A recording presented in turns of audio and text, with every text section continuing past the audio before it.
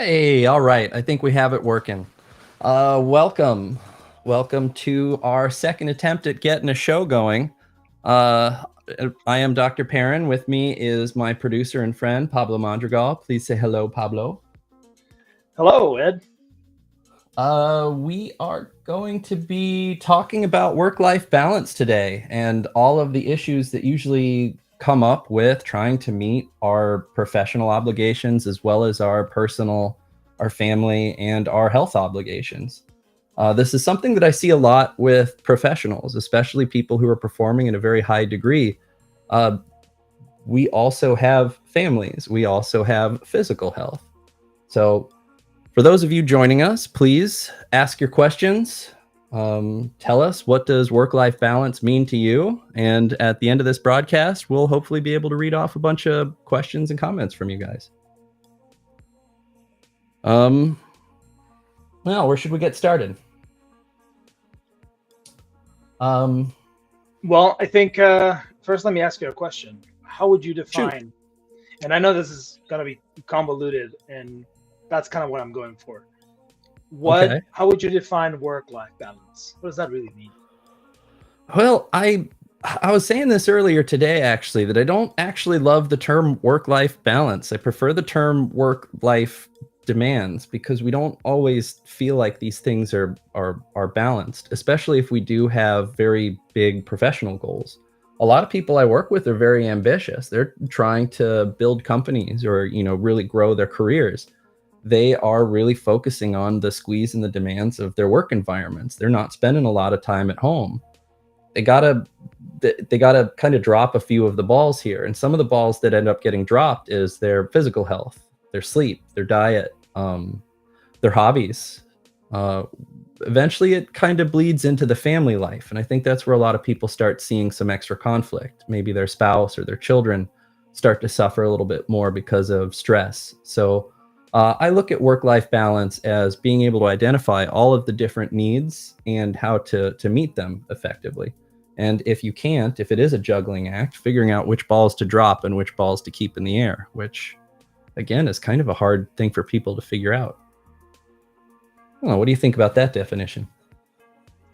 No, I mean I think that's pretty straightforward, and I think you're right. I feel like even within a relationship of, let's just say, two, right, let alone a group of friends, I think just a Mm-hmm. relationship of two in a household, both people would have a different definition of that, and They maybe would also have different demands different potentially. demands. Maybe for the person,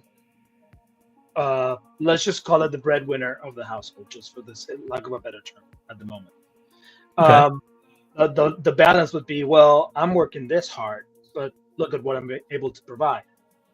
Mm-hmm. and and, Oh, may, and maybe that balance is not as a percentile of I'm working 50% of my time, and the other 50% I'm spending outside of work doing life things, but it's maybe I'm working 70% of the time, but I am bringing also equal amounts of benefits, whatever that may be. oh, absolutely. And I think the focus on the primary breadwinner, you really bring up a great point. A lot of times they think that's all they bring to the table, or they think that that justifies not being able to meet some of the other obligations that they have, which tends to build some resentment in spouses who want to spend quality time or bond or have shared experiences. Even the ones who are great, even though I work with a lot of couples who are very compatible, they have each other's back, they're very emotionally attuned to each other, but there's a point where that becomes cumbersome. If people work all week and they have different shifts, you can you can go days without seeing each other. Uh, I feel like a lot of people, when they get into that situation, they can get kind of defensive. They can actually get kind of argumentative and say, "What do you mean? I'm working really hard." And then they have to come up with a new way to kind of balance that or meet each other's expectations. Ooh, yeah, there's a lot of. I feel like we can go in a couple directions with that one. Yeah, there's a lot to unpack there.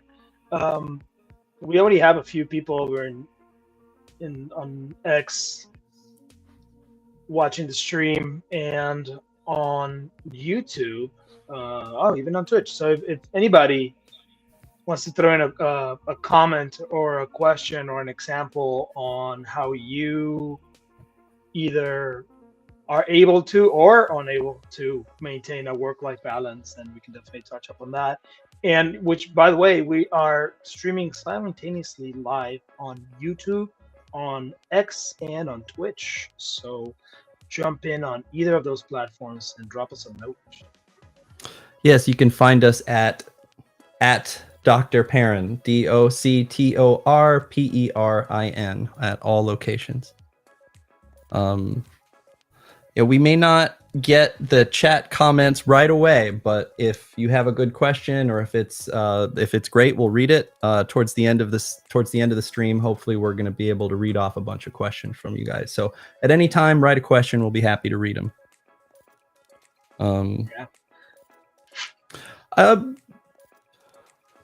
Pablo, what do you think working professionals really struggle with? What do you think is the biggest issue that working professionals face when maybe the demands of work are really high? I think I would say number one is separating work from life. You know, I love that concept of leaving life outside of work and not bringing it inside, and vice versa, right? You leave work at work, and then once you're off the clock, so to speak. But Okay. Is that really ever possible? I mean, I think it's harder in today's environment where a lot of people are telecommuting or working from home. I think one of the benefits of commutes, it's hard to find benefits of commutes, but I think a good 5 to 15 minute transitional period when one's driving home or riding the bus or whatever it might be, it helps them get through that transition or get them into the mindset of what are my expectations or what do I need to do when I'm at home, and vice versa. When you're on your way to work, it helps you kind of get into that headspace. And I think that's really beneficial. A lot of people, once they move to telework, there's no barrier. They could be logging off, and then they could have to go into the kitchen to help do dishes or make dinner. But I almost feel like life isn't a broad enough category, because I think life is too broad of a category. I'm sorry. I think we can break it into a bunch of different subcategories. So like work is maybe one. Our relationships, I think, is another thing that we have to balance. We also have our leisure, hobbies. We need to take care of ourselves. We need to rest. We need to relax. We need to recharge our batteries so that when we're meeting our family obligations and our work obligations, we have, a full battery, or we're able to be more connected and enthusiastic. But there's also another part of life which I think is contributory or beyond us. A lot of people find meaning in, how would I phrase this?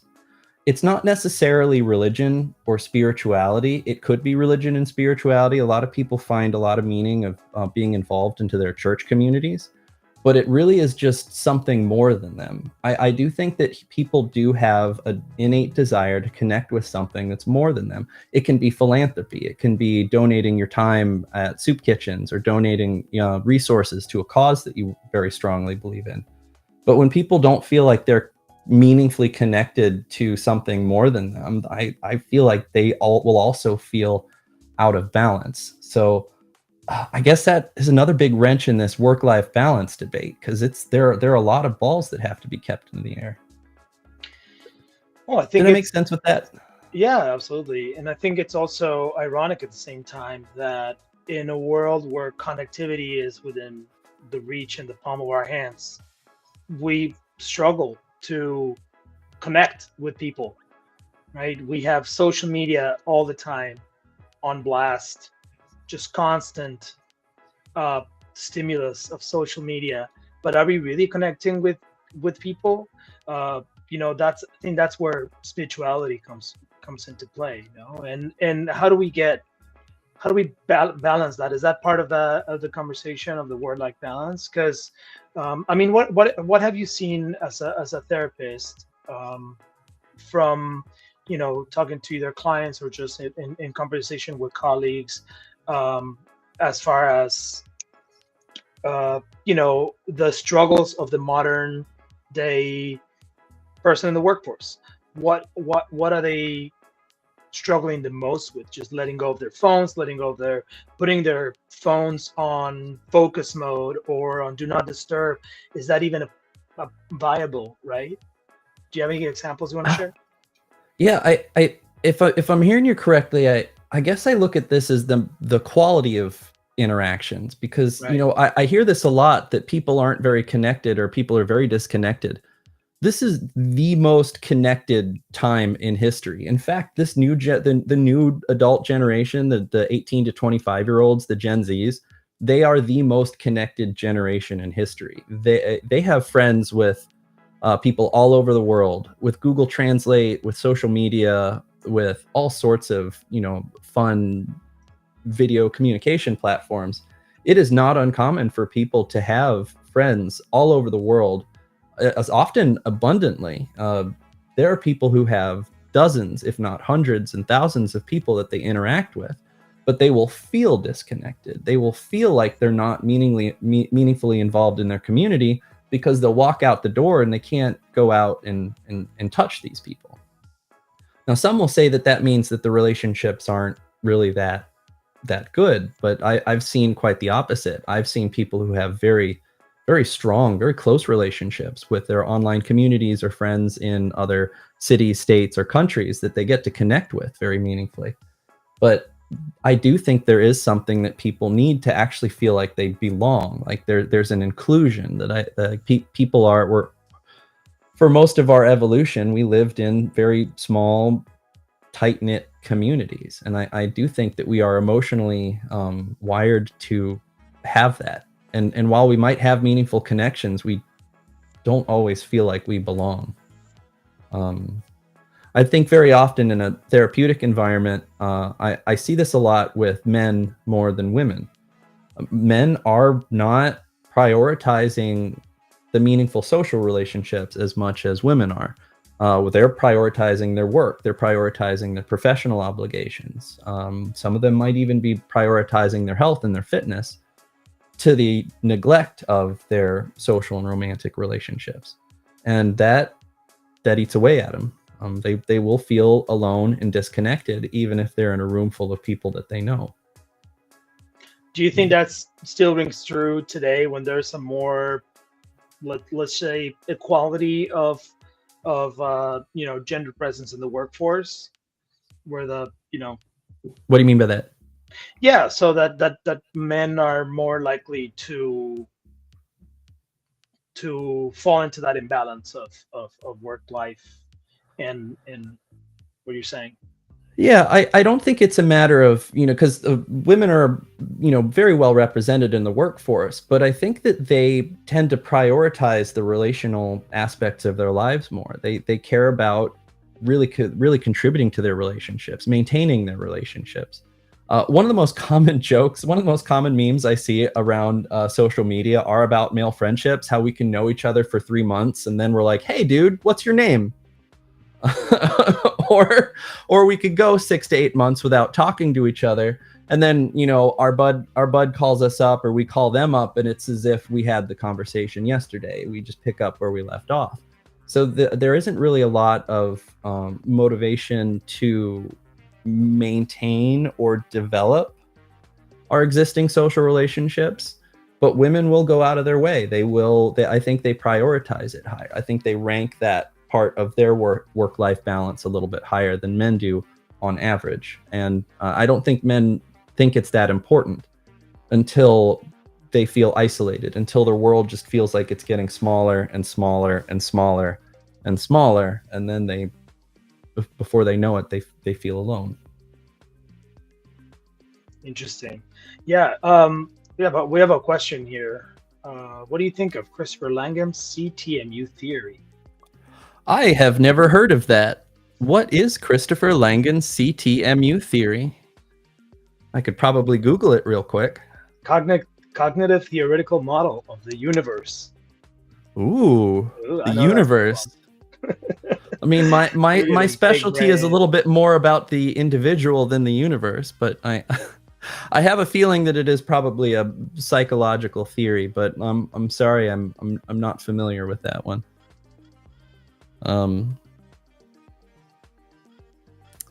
Oh, it is a God theory. Well, you know, I'm going to write this down, and hopefully in a future stream, I'll be able to say more about it. I will do a shout out specifically to this question. Christopher Langan. Interesting. Sorry, Pablo. No, thanks for that. I thought that's interesting. I love it. It's a good talk for another time. Yeah, absolutely. Well, Yeah, and also, you know, shouting out here this comment, quality over quantity. I think that is absolutely a point of that balance, right? Oh yeah, oh my God, I have however many followers, or I follow all these people on Instagram, and you develop parasocial relationships with these people that you've never met before. But are those really quality relationships, right? One of my favorite things that I like to tell people, and I mean this sincerely, I know more marriages that came out of World of Warcraft than Match.com. People can get very, very close to their sometimes very distant relationships because they find a way to communicate with each other even if they're not in the same town. But no, I think that some of these are some of the closest relationships. One of my friends who I think I played Halo with him for about 20 years before I actually met him in person. But every time a new Halo game came out, we would buy it, we would compete with each other, we'd be playing on the highest level that we can, and we bonded over that. In fact, the reason that he came to visit me is he wanted me to meet his firstborn, because we had known each other for 20 years, and we had always been talking about his desire to have a family. When he finally did it, he went out of his way to show me his firstborn. That's was a awesome. Very close relationship of somebody who I had never met, but had been developed entirely through online relationships. So yeah, no, I believe they can be I think they can be very high quality. But I guess that point about quality versus quantity is very important. I meet a lot of people who have very close inner circle friendships. So, you know, maybe it's 2, 3, 4 people that, you know, they would, you know, fight to the, you know, all them against the world, they would do everything for.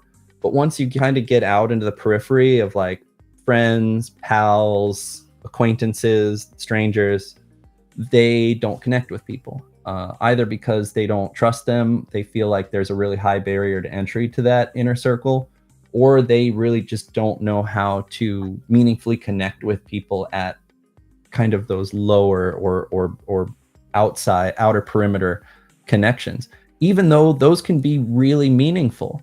Small talk. I know a lot of people who hate small talk. I have 3 degrees in psychology. I like deep talk. I love deep talk. But man, if I'm sitting on a bench and there's a person next to me and we talk about the weather or we talk about just average pleasantries, but we're smiling, we're actually just vibing because we set the emotional tone for that interaction. Even if I never know this guy's name, even if I don't get a phone number or anything, I can walk away smiling and saying, I feel like I had a pleasant interaction with a member of my community. And there are people who say they don't have benefit from it. I will never forget that time at that bar here in Chicago. I'm sure you remember which or do you know where I'm going? Yeah, I know where you're going with this. It's unbelievable. I think I probably had met you at that time already for a few years. Like I knew that you were good at talking to people, and that people usually have this innate just trust. I don't know, they just feel comfortable around you and talking to you about personal things. And we were at this bar and you said hi to this random guy sitting at the bar. You asked him a couple of questions. I went over to talk to the bartender. I came back and this guy was on your shoulder crying. And I'm like, oh my goodness. what did you do to this man? And you Oh, said, he was I just sobbing, asked dude. Like questions. he was Sobbing? like full on sobbing, man. Yeah, all honestly, all I did was he told me that there was something he was going through, and I told him, hey, that sounds tough, man. That was it. That was all it was. Is I just validated his pain, man. And oh man, he was going through a hard time. Yeah, no, I can't even get on. I'm very reluctant to get in taxis. I cannot get in a taxi without the cab driver either trying to get me to marry his daughter, or I end up getting their whole I life think story. that is your blessing and your curse at the same time. You're easy to talk to. You're comfortable. You listen and you ask good questions. You're making And me blush. I asked a couple of questions to this guy, and you had him. I mean, you just completely threw down all his barriers, and he just opened up to you. Could not believe what I was thinking. You were you were in at least one cab with me where the cab driver cried and gave me her phone, gave me her business card. Like, yeah, I can't. I can't. I'm very. This is funny. You actually see this a lot with therapists. They don't like to. Oh, hey, what do you do? What's your profession? We get a little bit apprehensive to say, oh, I'm a psychologist, oh, I'm a psychotherapist, because they'll be like, oh, do you read minds? Or they'll be like, oh, here's this very personal, severe trauma that I went through. What do you think about that? And it can be a little bit uncomfortable. Like, bro, I'm just trying to get somewhere. I've told people that I flip burgers. I've told people that I've come up with a whole bunch of professions. My go-to is that I'm a professional butt model. That usually gets a laugh out of someone. Is that common? Is that really a part of the, as they say, it comes with the territory, that people are just willing to open up to you just by virtue of your profession the moment you say what you do? And oh man, people just want to like talk about themselves and kind of like they want to be heard, right? And they go, oh, well, this guy does it for a living. Well, first of all, I know that I have some therapists or grad students or trainees who are in this chat watching this right now. So please share your experiences. Let people know how common this is. It is a very, very popular experience. We commiserate with each other all the time about this. But I don't think it's entirely that they hear the profession and they want to try to get like a free 5 minutes of therapy out of it. I think everybody does want some degree of a bid for connection. And when you meet somebody for the first time, you are kind of dipping your toe. You're testing the waters. You're thinking, how much of myself can I show this person?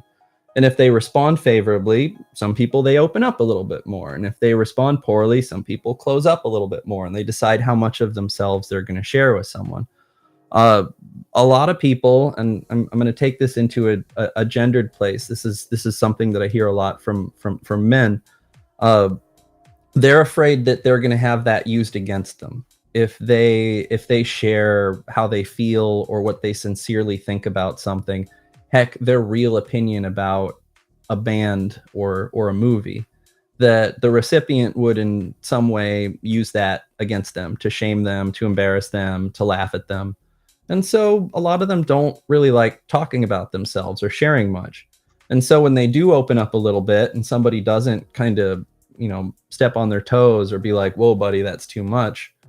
Sometimes people go a little bit further. They'll open up entirely and they finally get to, connect with somebody at that level. The thing is that the therapists aren't necessarily inviting that. I think it's, we just bring out that vibe, or it's the way that we talk to people. I don't know. I'd love to hear from some other people. Yeah, I'm seeing Wonder Woman responding. I didn't realize Gal Gadot watched our stream. She says it's also possible because it comes naturally. It's occurred since childhood for many. I think that's a really good point, because the therapy professions, they do draw a specific type of person. Not everybody is drawn to the same kind of profession. So it does tend to get very warm, open, maybe high verbal intelligence. They like to talk, types of people. Well, and bringing it back to the topic at hand and the work-life balance, how do you consider that as far as keeping that balance? I mean, do you, I or tell everybody I'm a have you professional ever? butt model instead of a therapist. Yeah, because I mean, so when you go into this mode of Hmm. okay, you tell somebody that you're a therapist, or you just ask the right questions, and this person just opens up to you. How does that work for you? Do you go on work mode? Are you in therapist ed, or you just how No, I does don't that do feel like therapy. a different thing? Yeah, man, I do that for money. No, I don't want to. I don't want to sound callous, but no, therapy is a very specific thing. Like, I would really, if I were to treat them in as a therapist in that moment, it would not just be professionally irresponsible. It would be uh, very uncomfortable for both people. At that point in time, I connect with them as a human being, like not as a therapist. The way you would want to connect with a person crying in front of them. Like, I don't judge you. I'm not gonna tell you to like knock it off, but I'm not gonna start asking you uh, about your mother, or if that connects to, or if this experience is similar to other traumatic moments in one's life. Yeah, that would be uncomfortable for everybody. I usually, again, that's my job, that's my 9 to 5, you know, outside of work hours, man. I'm a person, and I want to be a person. So yeah, that that would, I do occasionally see this on social media, and I think that this is an early learning curve, especially for trainees. They're learning how much they can be that therapist person out in the world. So I remember struggling with that a little bit more when I was in graduate school, because you know you're really getting the feel for it. But I think once your professional identity is solidified, you're like, hey man, I'm off the clock. Is that something that you had to learn, you know, or like make yourself learn that, or did it just come naturally? Oh, it did not come naturally. No, it came with a lot. Unfortunately, it came from a lot of practice and great supervision. Mentors, people who have gone through it for longer than I have. You know, some of them telling me how they went through it. Yeah, no, it was not natural. In fact, when people would be crying on my shoulders, my natural instinct would be to get into the low and slow voice and like, no, no, man, I'm off the clock. Yeah, well, that's more or less what I was saying. Um, Mhm. so, uh, what would you suggest, or do you have any techniques that for people to that are trying to achieve that work-life balance? Like, what are recommendations or guidance that you want to give to people that say, hey, I'm having a hard time separating what I do for a living from my actual living? Mm-hmm. Well, that's a really good question. I want to think about it for a second. Uh, I would say that the first thing is a journey of identification. Really, what are the demands? What are all of the things one wants to get out of life? Earlier, I mentioned kind of 4 categories: your work and your relationships, your leisure, and something beyond you, something more than you. Uh, those are kind of open ended. People, I could tell you what my family values are. You could tell me what your family values are, but they're probably not the same. And I can't tell you what's important to you. That's not how values work. That would be like me telling you what your favorite color is. You would tell me, no, let me tell you what my favorite color is. So I would say the first thing to do is actually identify what's important to you. What are your work values? What are your family values? Um, so I work with a lot of dads, and they'll tell me, I want to be I want to be a better father. And my first question would be like, okay, what's a good dad? How would you define a good dad? And that is often the first time some dudes actually sit down and put words to that. Like, this is what a good father is. A good father maybe spends a certain amount of quality of time with his kids. Or it's a matter of when I come home from work, even if I've worked these long, grueling 10-hour days and I'm exhausted and all I want to do is crawl into bed, I know Junior is going to be excited with a baseball and a glove, and he's going to say, "Hey, do you want to go in the backyard and have a catch?" A good father smiles even though he's tired, and he has a catch with his kid, right? So once they're able to kind of verbalize that, they suddenly have something that's measurable. They can quantify it in some meaningful way. It can be specific. If I came home exhausted and my boy wanted to have a catch and I yelled at him and I went to bed, I have not lived in alignment with my parent values or with my parent goals. So sometimes that just being able to verbalize what that is, that can create just enough tension for someone to say, I'm going to do this because it's aligned with who I want to be. This is how I'm going to balance, or this is how I'm going to be a good dad or a good husband or a good wife or a good mother, whatever it might be. How to be a good son, how to be a good daughter, how to be a professional. I think that's a really big question that a lot of people really haven't sat down and thought about. Like, what are my professional values? There are some people who won't. They'll say, I don't care. It's just a job. I just want to do as little as it takes to not get fired, go home, and then that is my life. My life is I now get to spend the money that I've earned. I get to spend time with my family. I get to connect with my hobbies, and that's okay too. But identify that, actually figure out what are your priorities and rank order them, because sometimes they're going to be competing with each other. And that's not exactly a balance. It's sometimes a matter of prioritization. Even if you're thinking family values and professional values, what if the family values is just one step higher and you're at a point where you have to choose? You can only pick one in that exact moment. I'll give an example. I have very strong family values. I love my brother. If my brother called me right now, I would probably mute it because I'm here. I'm doing this obligation. I'm having fun doing it. It's not much of an obligation. But if he called 3 or 4 times in a row, I would think, uh-oh, there's an emergency, and I would stop this stream and I would pick up the phone. So this is how we have to kind of rank order. What are my obligations based off of the time, based off of what I'm expected to do, based off of what's important to me? And then it's an easier decision, because even if these are ranked, even if it's just one hair over and you choose the value that's more important to you, you have to choose giving up the other one. You have to choose the consequences of not connecting with the other one. Sleep is a big example, right? People have to stay up to work a little bit harder, finish a project, get that presentation squared away, so they stay up a little bit late. They have to choose the consequences of that action. They're choosing to be tired. They're choosing to have impaired attention or to be a little bit sluggish the next day. I hope that's making sense. Yeah, of course. And if I can insert my own experience here, I would love to hear that. I mean, you knew me from my restaurant days, right? I mean, talk about work-life balance or lack thereof. You're the hardest working man I know who has good taste. I'll say that 100 times over, man. You're an inspiration. Yes, you do. I remember when you were studying for your sommelier, you were busting your hump, and I loved helping you eat your homework or drink it.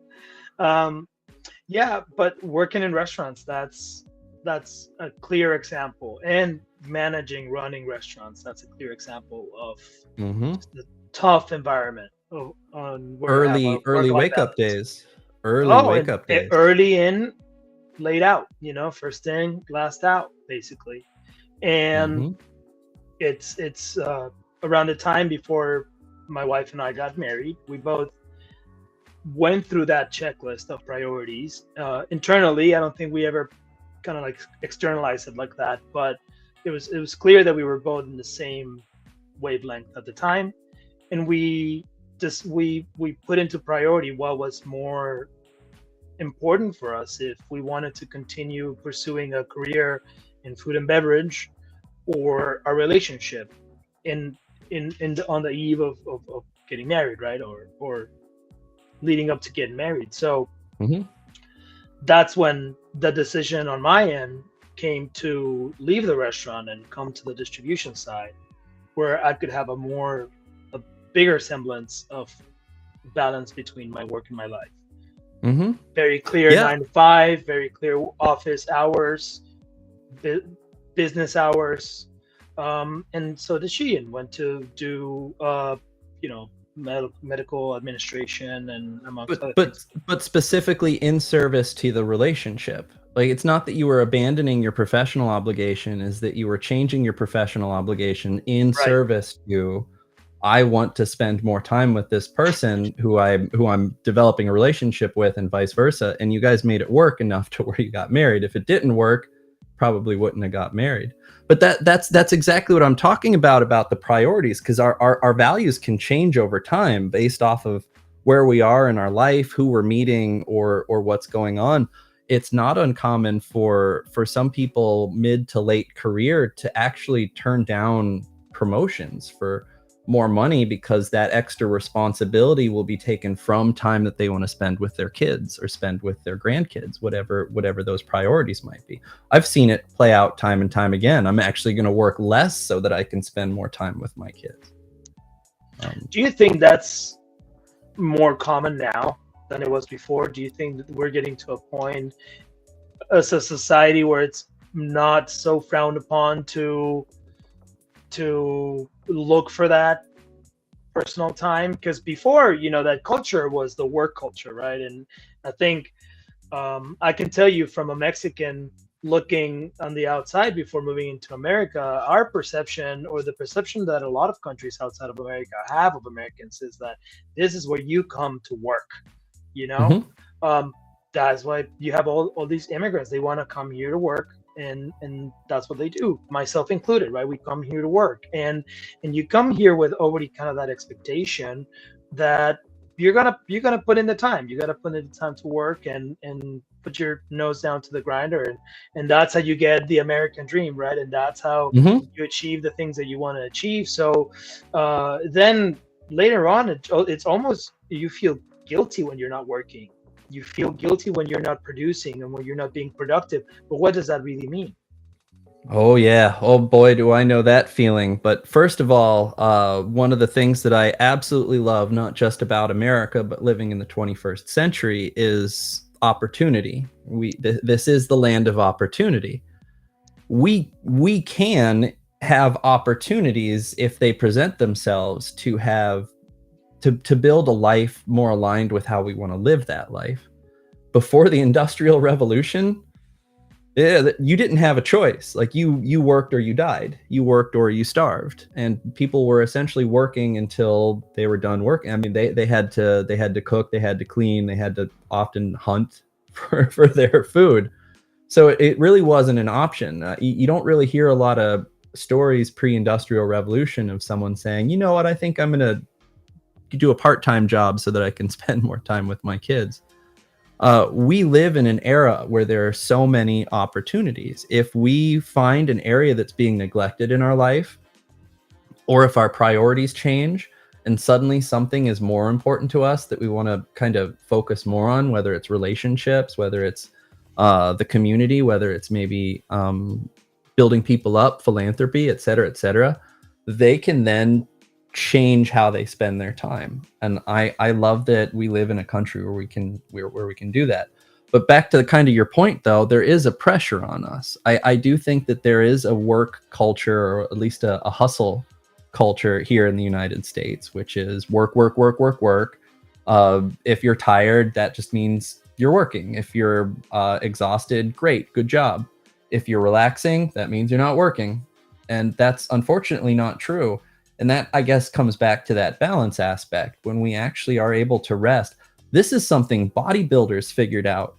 Rest is a very important part of the bodybuilding process. You can't just be in the gym all day, every day, consistently. You get enough rest periods in between, your sets are better, your effort is better, and then your gains are better. It is no different with mental health. It's no different for our professional obligations. It's no different for our family obligations.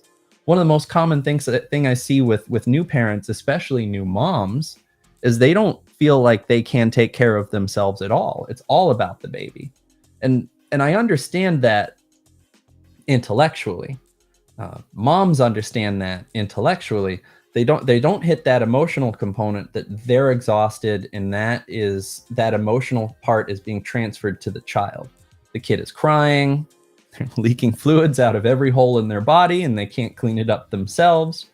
If you're running on, a half hour of sleep over the past 3 or 4 days, you haven't bathed, you haven't done anything fun, you're scrolling on social media and you see all of your single pals out drinking and whooping it up, you're gonna be like, stop crying. Or the fantasy, the shaking baby fantasy, which, much different from the action. Never act on that fantasy.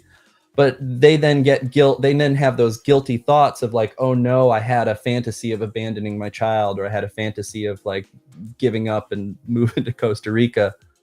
When really all they need to do is prioritize themselves. And this is something very little. If you go out and take care of yourself, get a mani-pedi, get a massage, hang out with the girls, get a glass of wine, you then come back, you are rest, you are relaxed, you're put together, you're clean, you're calm. Your child could be crying and screaming, but you could have a positive connection with that child. And that kid picks up that vibe. And it's hard to know this because they're prelingual, but that energy, that actual presence that you're able to get, the emotional presence that you're able to give your infant, has a really huge impact on cognitive development. If you're stressed out and exhausted, that's gonna bleed out into the baby. I feel like I lost my point a little bit, but no, you made your point. So what you're saying is, we need to be able to identify what we're not getting for ourselves in any given situation, whether it is taking care of a child, going to work, you name it. But I think that takes definitely a degree of self-awareness, right? To be able to identify that, okay, the vibes are off, right? We're not really getting here balanced. There's things that are not clicking. What are good techniques that people can use to identify that, or do like a self-inventory, and then be able to set those priorities from that moment on? Well, I'm biased towards therapy personally. I would recommend people find a therapist to kind of identify those values, or even why they're important to them in the first place. But there are a lot of options. There's an exercise in acceptance commitment therapy called like a values sort, where you can just print out a sheet of paper with a bunch of values, and then you then put them in order, 1, 2, 3, 4, 5, all the way to 30, 50, 100, and you go, oh, this is the order of importance for me. I also don't want to neglect using a really close person in your life.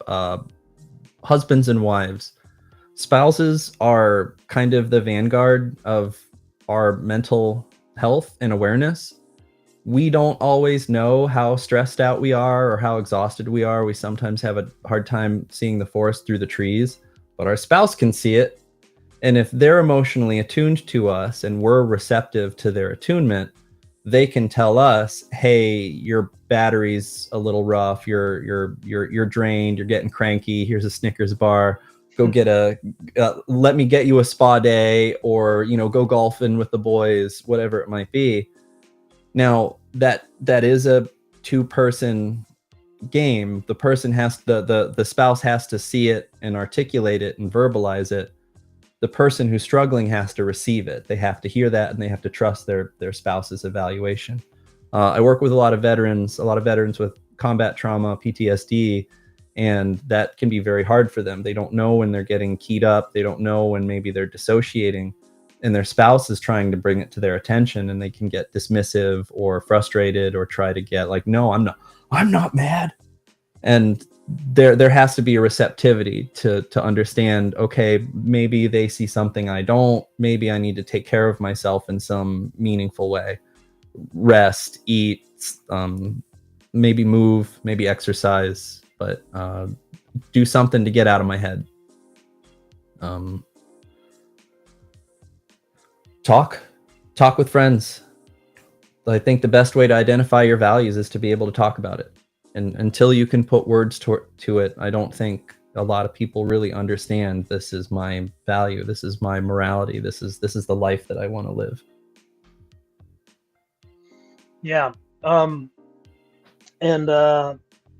well, I don't want to get into too deep into this at this particular time, unless you do. But what about this people that use posting on social media as a coping mechanism or as a way to just put it out there? Is that what do you think the goal is there? I mean, I'm sure is kind of asking for validation, or wanting to ask for confirmation from outside, or Are you talking about the people who will post their they'll be in tears, or they'll be talking about they'll be maybe shaming their spouse or something on social media? And no, maybe yes. I mean, I think that part of that, but I encounter on Instagram, um, every now and then, where you're scrolling down the stories and you'll see somebody, an acquaintance or someone, just post an entire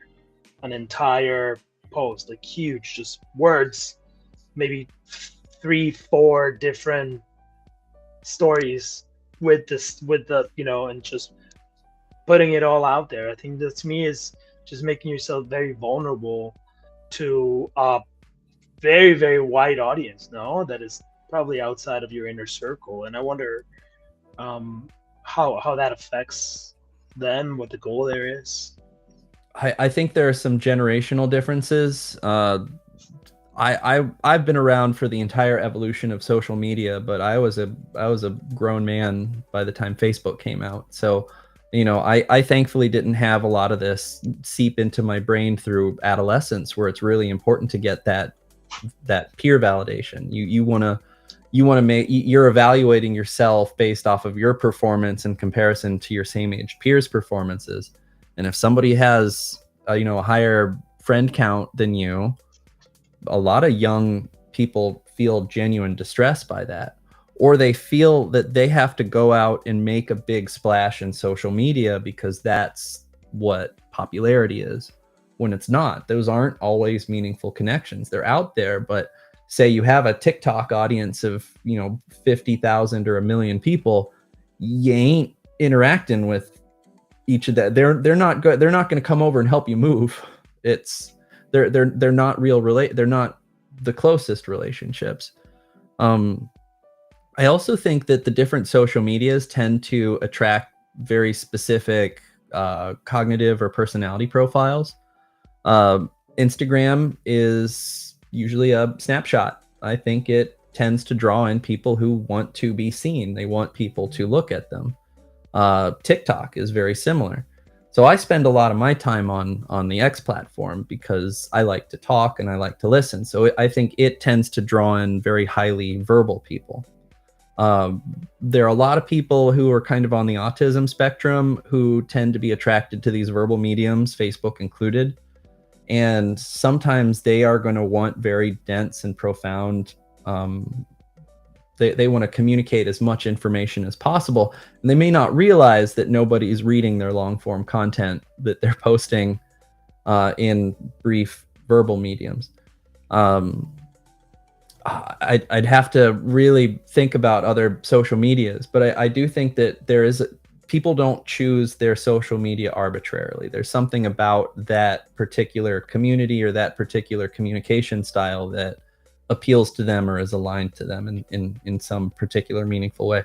I don't want to be rude to Instagram. I know that's your that's one of your favorites, but I see a lot of shallowness, a lot of people who are posting maybe like bikini pictures or like oily muscles or like just very, very kind of shameless. My life looks good. Here's my car. Look at my expensive watch. Here's the money that I spent. I think so I'm not on TikTok, but there's something popular. I think it's Anthony Hall, the morning routine guy who just made this very The Saratoga guy. Yes, it was this very high production morning routine. Yep. And he wants people to see and admire that routine. otherwise he probably wouldn't have gone through such great lengths to make that lifestyle such a high production. Yeah. So. I mean, absolutely. Instagram is basically an advertising platform. It's just for advertising and memes. That's all. It's, I mean, you know, I try to make it work for my photography, but my goodness, is that difficult? But you know what? What about Reddit? I mean, Reddit it's definitely a place you can find your corner and Anonymity. just Anonymity rip. is the appeal of Reddit. Now, I think a lot of social media platforms do allow anonymity, but I also do think that there's a difference between people who choose to put their actual name and identity out there and people who want to not do that. Reddit being entirely around anonymity, it attracts people who feel a little bit safer to say some of their more extreme, more out there opinions that they might be less likely to share. It also helps them connect with their very, very unique individual hobbies. I use it for video games. It keeps me up on Helldivers and what new stuff is coming out with that game. But I see that there. You people will maybe feel a little bit more comfortable. How do I say? Sharing hateful or extreme opinions because it's harder for that to get back to their actual self. There's safety in anonymity, I think. Yeah, I mean the things that people share there on Reddit sometimes is whew, one of my favorites is am I overreacting? Am I overreacting? And have you seen that one? Oh, there's some Schadenfreude with that one, but it's our therapists. That is one of the hardest things for me. I don't recommend it simply because it might sour some people's opinions of the profession. But you need to understand that the stories that make it to our therapists are the single worst like therapy experiences I've ever seen. Like I can only read that for about 3 or 5 minutes before I get so repulsed, and I want to get a keyboard warrior and be like, get supervision. You need help. Go back to school. Get back to the basics. But I think that anonymity really makes people feel very comfortable sharing some extreme examples. You can say whatever you want and nobody knows who you are or trace it back to you in any way, then stopping you. The thing is that some people they don't have a safe place to be able to express some they don't really have a safe place to express that kind of information. It can be very cathartic to write out, my girlfriend left me, that jerk, I hate her, or am I the a-hole, and then writing out some really horrible story of how mistreated you were. There can be something very cathartic about just getting that out. So I think a lot of people do use that as a way to just express themselves. Ideally, there would be other places for them to be able to get that out. You know, trusting, safe relationships. Again, I'm biased towards therapy. ChatGPT, maybe. You know, I don't know. I'm on the fence about that one. Oh, I mean, we can definitely save that one for another session because that's a whole topic in and of its own. Yeah, we could probably do a whole series on AI and AI for emotional needs or adjacent psychotherapy related activities. Mm-hmm. Yeah, but I think as far as the topic of today goes, do you think we can find some utility in social media to help us achieve that goal? Yes, I think especially kind of to go back to that point, there are more people who are working from home now than there were 6 years ago. One of the things that I really miss from really large therapy clinics is the water cooler. Oh gosh, when Game of Thrones was out, every Monday we would have a team meeting, but we weren't talking about the team. We were talking about Game of Thrones. It helped us bond. We felt closer, and it made some of the hard work that we were doing feel a lot lighter. So as a lot of people are kind of moving towards telework, they are not connecting with their coworkers in that way, even if it's just a matter of like, hey, we're going to grab lunch, want to come with us. So I think social media is a great bridge where people can maybe connect with peers in their profession, or just other working professionals. I joke that therapists specifically, we do a 50-minute hour. Between 50 minutes and the hour, almost every therapist I know is on social media and they are posting. So like that is just a beautiful 10-minute period where you get really great therapy content. So I'm sure that a lot of professions have very similar things where they can, if you're an attorney, you know, follow a bunch of attorneys, talk about law stuff. I think it's a great way to kind of bridge that, that's what the cost of the social disconnection in the remote era. Yeah, that's perfect. Do we have any questions? Because I'm thinking I'd like to use the last 15 minutes for Q&A. Let's see. It looks like we got a couple of comments.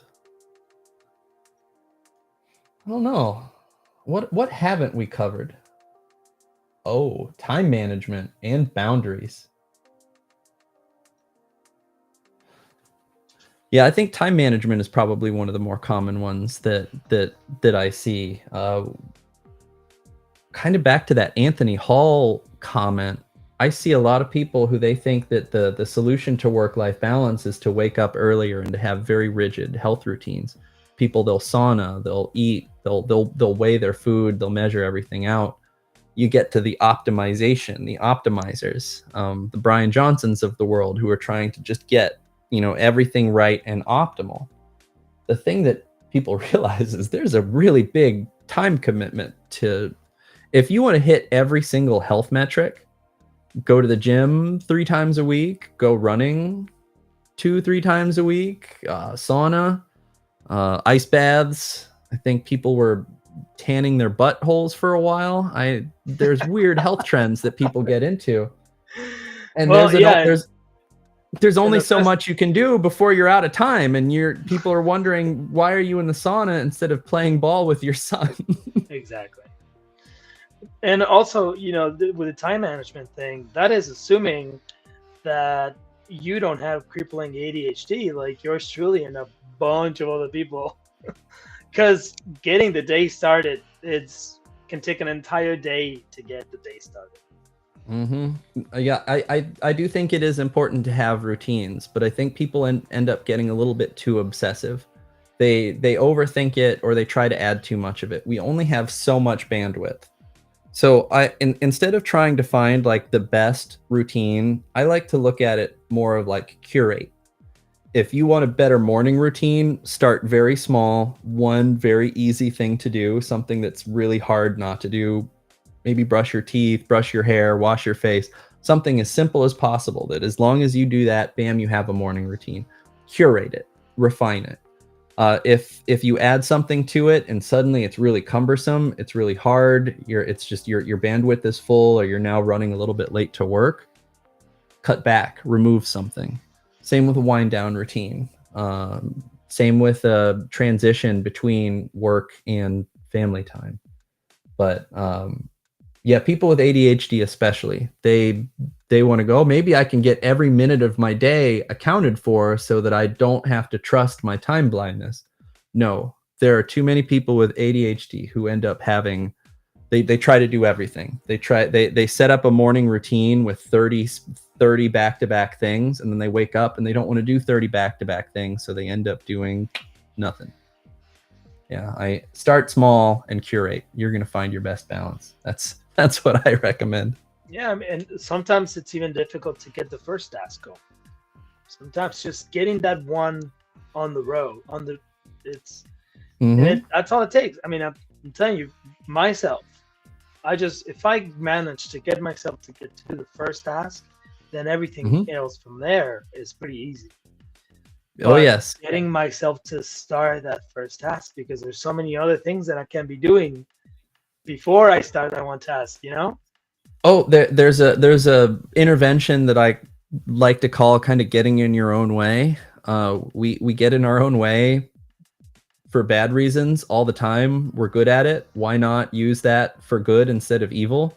If you know what your biggest traps are, if you know how you talk yourself into staying in bed a little bit longer, you talk yourself out of brushing your teeth or going to the gym, figure out how you can't talk yourself into it. So for example, I once switched gyms from a really nice gym with a whole bunch of amenities to a much less nice gym, but because it was between where I worked and where I lived. So if I was driving to work, I'd see the gym. And when I was driving home from work, I'd see the gym. I would literally have to be going like this to not see it. And eventually I'll just turn in because it's on the way. And if I got my hand on the door, I was working out that day. So you create this path of least resistance. You try to minimize all of the barriers. And a lot of times people will say, oh yeah, break it into smaller steps. To an ADHD brain, that's now 30 tasks.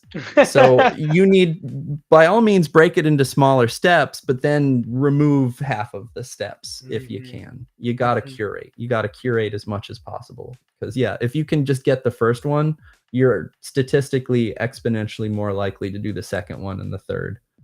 But if you have too many, boys, gosh, I've talked myself out of swinging by McDonald's just because I started thinking, all right, I have to change my clothes. I have to get my keys. I have to put the key in the ignition. I have to drive to McDonald's.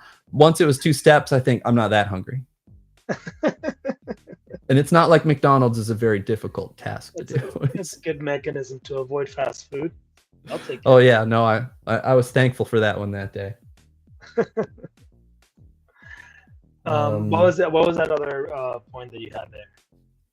Time management and... Oh, sorry. Time management and boundaries. Boundaries. Think that's a good one, and that's a really difficult one.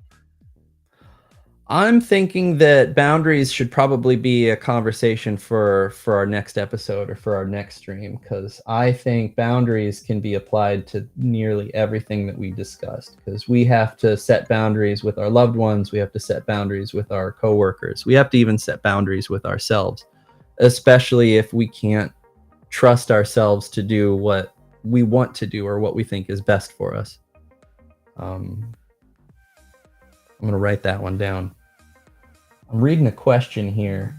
Is it selfish to ask for more alone time when I get home from a stressful job? I think that is a good one.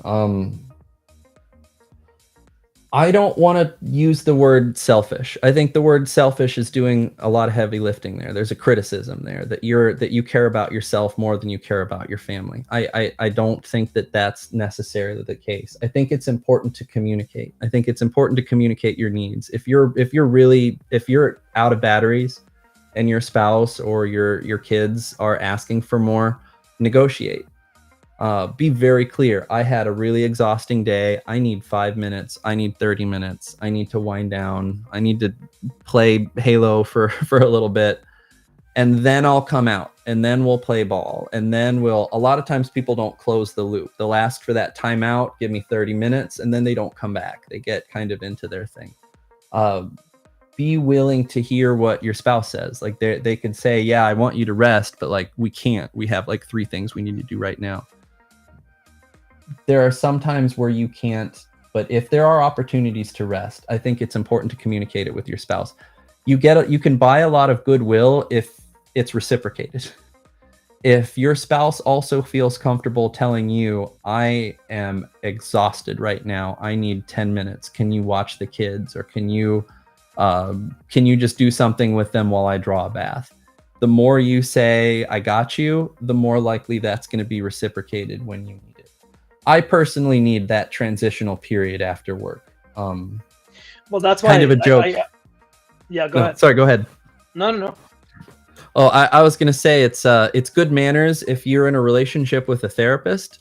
It's good manners to let them to just yap for like 30 minutes to an hour after their workday because they've been listening for a long time. Doesn't matter what they're yapping about. They could be yapping about the most nonsensical thing. Give them a little bit of rope, let them say their piece, and then maybe set the expectation. Yeah, that's a really good point. I didn't even thought of that. You listen all day. You maybe sometimes at the end of the day you want to say something about yourself. A good point. Yeah, it's a joke, but I do think it's just good manners to let the therapist in your life. Yeah, for sure. No, but what I was gonna say is that actually that's why I kind of miss the commute. Because I'm either working on the office or I'm on the road on my way to accounts, and I guess that can be a commute, but just a straight up commute from point A to point B, mark the beginning of the day, from point B back to point A, marking the end of the day, that train ride, the bike ride, that was just such a great way to switch the brain, right? You can listen to music, you can put on whatever, and you're out of the environment and you have time for yourself. I mean, granted, not really time for yourself because you're still out in public. You can't really take your pants off, and at least it's unadvisable to take your pants you off. can You do it, could, but you but don't do it. probably don't do it. Yeah. Well, But I think I'm curious the what. commute is key. I kind of miss it. Well, you're making me think as the driverless vehicles. I'm seeing a lot of really cool stuff for like Yeah. concepts for the robo taxi where they've completely removed the steering wheel. I'm really curious what the second or third order effects of that's going to be with work, because we can see, we might see people moving farther out from the cities, maybe into smaller towns, because they can Oh. get their work out. They can be doing their work. If it's a 2-hour car drive and the robo taxi is driving you for 2 hours, you could theoretically get 2 hours of work done before you even get the office. So I think that we're going to see a whole bunch of new opportunities for work and life balancing. I think Elon Musk might be playing Diablo during his car commutes, but He's definitely not that's playing Diablo. Somebody else is doing it for him. We already know that. allegedly. Allegedly. Yeah, I think these are great points that we brought up today. I think time management is key. I think boundaries, even though we didn't really talk about that, but we will. Let's do boundaries next week. Let's do boundaries next Monday. I think that's going to be a Okay. great conversation. Mm-hmm. Yeah, cool, man. Well, I do think that this is probably a great time to start winding down the stream. Gosh, what else should we tell everybody? Just a reminder to check in on our socials. I am at Dr. Perrin on X, on YouTube, and on Twitch. Follow, like, subscribe. Your interactions will be funding any future episodes of this show. Pablo, let the audience know how to find you on your social medias. I am not super active on social media, but if you want to follow and check out some cool photography, follow me on Instagram at Lens and Shaker. That's LENS and Shaker on Instagram. Also coming up with a new Substack, but that's another story for another time. Yeah, I'm working on that one too. Maybe we're going to have more things to write about as this show picks up. Yeah, absolutely. Well, thank you everybody who commented, who asked questions, and just for tuning in. It's encouraging to see that there's people interested in these topics, and we are really looking forward to seeing where we can take this and how we can keep engaging with you deeper. I know that Dr. Ed Perrin here has a ton to contribute and great insight and knowledge into the human mind and psyche, and I'm looking forward to bringing that out too. Hey, I don't want to sell you short either. You are a very interesting philosopher, and you have your own insights on human behavior. You have worked every single job in the restaurant, both food and beverage industry. I remember when you were a bartender, you were more or less quite attuned to the emotional needs of people. So I think you have just as much as I do to share. For our audience, if you have any other topics that you want us to cover, please comment. We see what you post, we see what you write. It'll shape what the show is, and if you have any questions, we can hopefully answer them, maybe even read them on stream next week. And if nothing really comes to mind at the time, but you think about it later, drop at a line up on X, and we'll, that could be the fuel for the topic of the next episode. So that's always a possibility. All right. Right on. Sounds good. All right, everybody. It was great to be here.